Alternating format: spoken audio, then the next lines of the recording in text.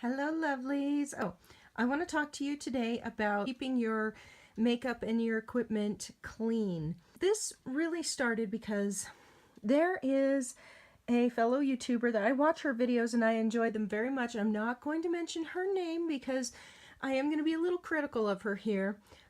First, let me start off with some background. I was trained at a very good beauty school by people who worked for the State Board of Colorado, and we have very strict safety and sanitation rules in place for people who do hair, skin, and nails here.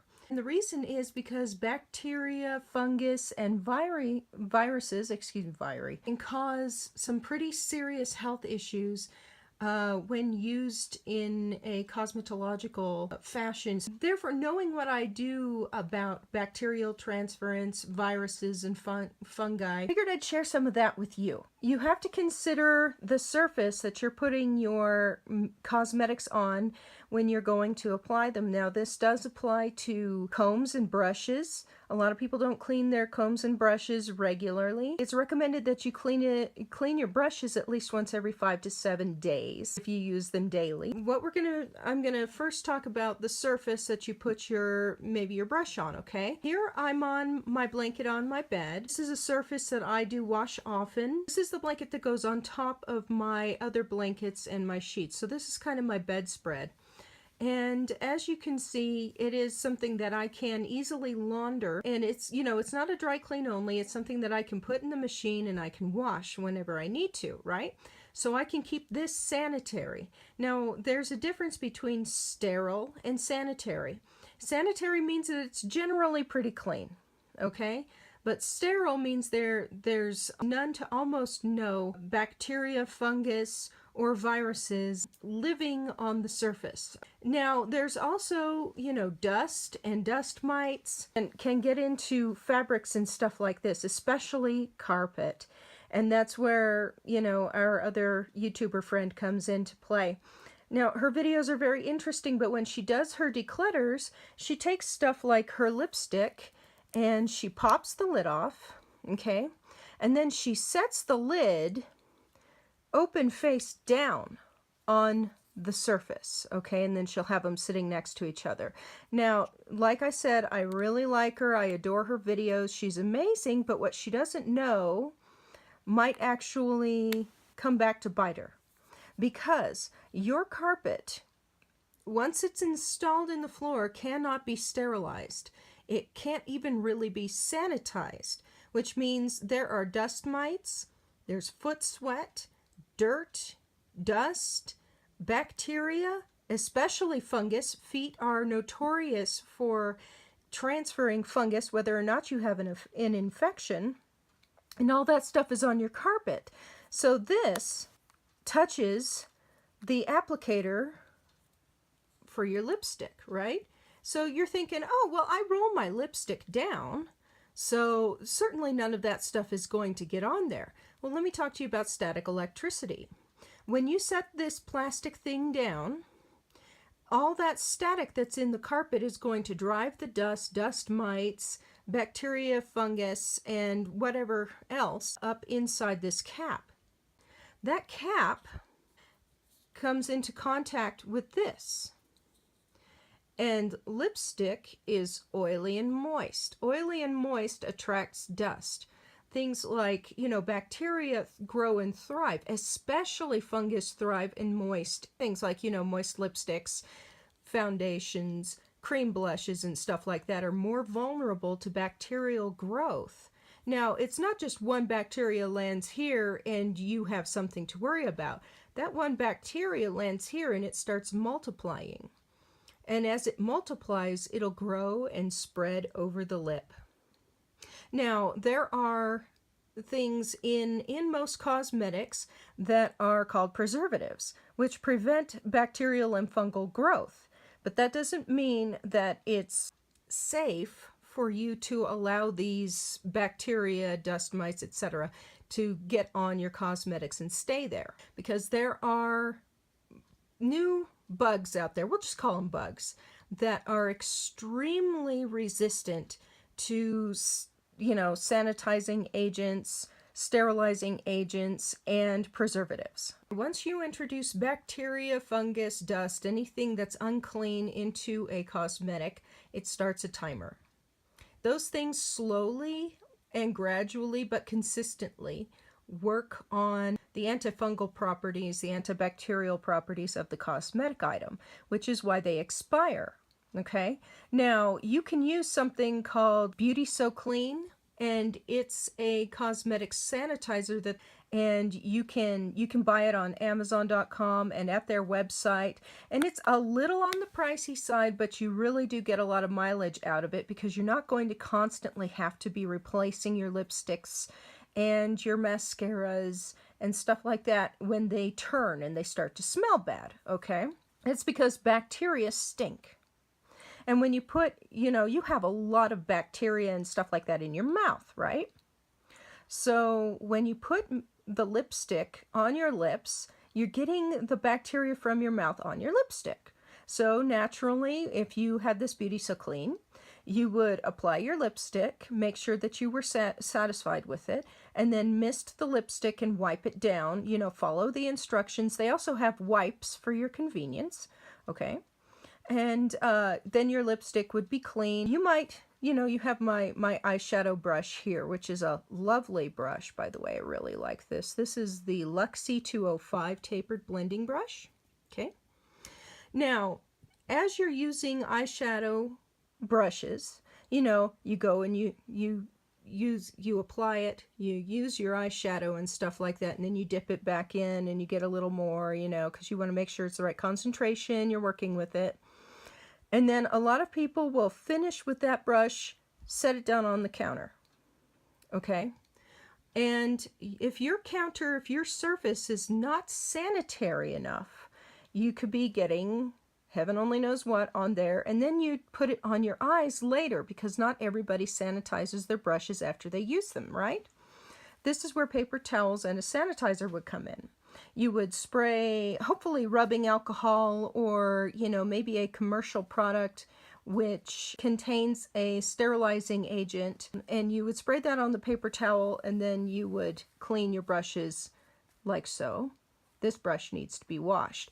Washing your brushes weekly or after every 7 to 10 uses is highly advisable. You don't want an eye infection, okay? That's how people get pink eye, okay? We don't want pink eye, it's gross. And as you're using your eyeshadows, naturally, because you're touching it with the brush and you're touching the brush to the eyeshadow and you're touching that to your eye, you're going to get oils and, you naturally have mites on your eyelashes and they help keep your eyelashes sanitary. Your mascara and your eyeshadow get the brunt of that. I can do this, I swear. Okay?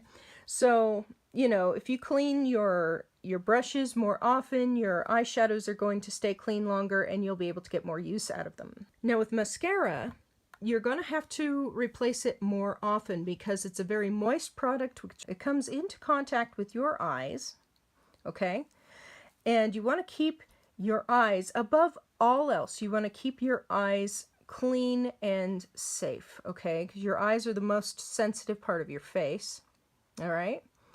And when you apply mascara, you're sweeping it across your eyelashes, and eyelashes collect dust and everything like that, which is how they protect your eyeballs from these falling bacteria. And anyone who wears contact lenses knows it sucks when something gets into your eyes. It hurts like crazy and it can make you, you can get, really bloodshot eyes and everything like that. So you want to keep your mascara sanitary, which is why Beauty So Clean is such a good idea, because then you can use the mascara, and after you're done with the mascara, you can wipe the wand down. And then, following instructions, of course, if there's a drying time, you use it per the instructions. Then you can put the wand back inside, close it up, and you'll be able to keep your mascara longer. Then you have people who are going to be like, well, what about things that are in a pump? Well, as you can see, this is e.l.f.'s HD Blush. I've made a bit of a mess. And e.l.f.'s HD Blush is wonderful because it comes in a pump. But now remember, this little part here at the spout is exposing that blush portion here to the open air. This stuff down here is still pretty sanitary. But again, this is not perfectly impervious because you have an opening and bacteria can crawl through the product and down the stem. So when you use it, you get a sanitizing wipe and wipe it off. And then ta-da, clean. You don't have to worry about any bacterial transference. And don't set your lids down, mouth down.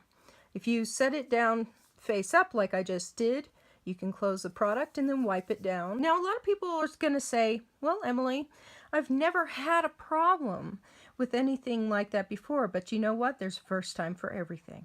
There's a first time for everything, so just be cautious with it. Now we have things like cotton rounds and cotton squares. Okay, now the reason that I brought these out is a couple of things I want to talk about. Things that are open to the air like this, if they're not used often enough, they're going to get dusty. And things are going to land on them, especially if you sneeze while you're at your makeup table. Everything in the area is going to be covered with your sneeze vapor. So all these things all the surfaces that you can see here, all of this is going to need to be wiped down because sneezes are very filthy. It gets your saliva and stuff out of your nose all over the surface. So, just go and wipe it down. Then you have these wonderful containers. This is the e.l.f. Illuminating Eye Cream. Now, when you use this eye cream, you're going to dip your fingers in there, right? Okay, you're going to dip your fingers in there and you're going to rub them on your eyes. And hopefully you'll use a different finger to apply it to the other eye, okay? Now, when you dip your fingers in here, I'm going to hope that you have washed your hands thoroughly and that they are perfectly clean. Because first of all, you don't want to be touching your eyes with dirty hands. Again, we don't want pink eye, right? But also, you don't want to get that stuff inside this cream because cream is very moisturizing. It's a perfect breeding ground for bacteria and fungus and heaven only knows what else it might get in there. Now, don't become, afraid of bacteria. Just be smart about it. An ounce of prevention is worth a pound of cure. And you can also save yourself a lot of money over time because you're not going to constantly be going out and saying, oh, now I have to replace my favorite lipstick because now it's filthy. Okay, so you just keep it clean and there you go. Now let's talk about sanitizers. Now you can use a rubbing alcohol and water mix. Okay, I would say about 70-75% rubbing alcohol if it's not even pure. Mix that with water and shake that onto a paper towel. And rubbing alcohol is used in hospitals to sanitize and sterilize certain things, including equipment. Alcohol is amazing for killing bacteria and fungus, and it dries like that. This is Mr. Clean.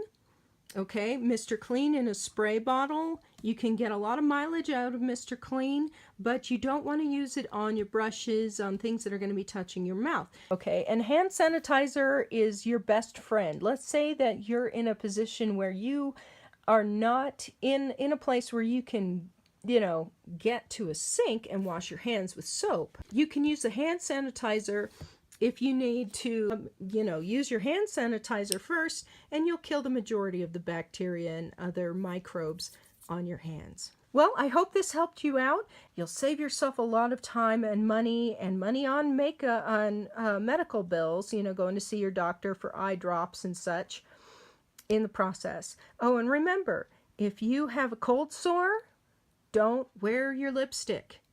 Keep your hands clean. Wash your hands after every time you touch your cold sore.